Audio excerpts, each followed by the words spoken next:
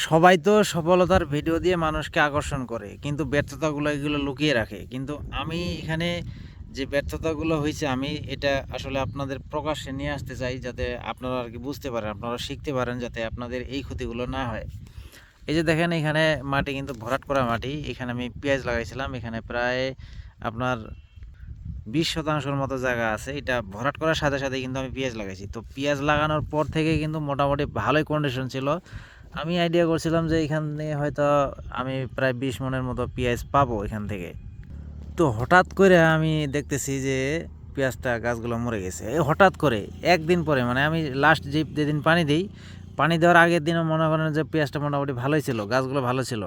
তো পেঁয়াজের পানি দেওয়ার পরের দিন থেকে কিন্তু এই অবস্থা। তো কি হইলো যে যার কারণে এখানে পেঁয়াজটা এইভাবে মরে গেল গাছগুলো? তো এইখানে আমার যেটা ধারণা, সেটা মনে হইতেছে যে যেহেতু এটা ভরাট করা মাটি, তো এর আগে কিন্তু আমি পানি দিছিলাম হচ্ছে, এই যে পেঁয়াজে পানি দিছিলাম হচ্ছে ঝর্ণা দিয়ে ছিটে ছিটে পানি দিছি। তো লাস্ট যে আমি পানিটা দিছি, এই পানিটা দিছি আমি মোটর দিয়ে একবারে লাগাই দিছি। হ্যাঁ, একেবারে লাগায় পানি দিছি। যার কারণে কি হয়েছে, আমার যেটা ধারণা হচ্ছে যে উপরে যে সারগুলো ছিল, যে খাদ্যগুলো ছিল, যেটা খাদ্যগুলো তৈরি হয়েছিল এতদিনে, সেই খাদ্যগুলো এই যে লাগায় পানি দেওয়ার কারণে এই পানিটা যখন নিচে টান মারছে, এই এই পানির সাথে খাদ্যটাও কিন্তু, গাছের খাদ্যটা, সারগুলো, এগুলো সব নিচে চলে গেছে।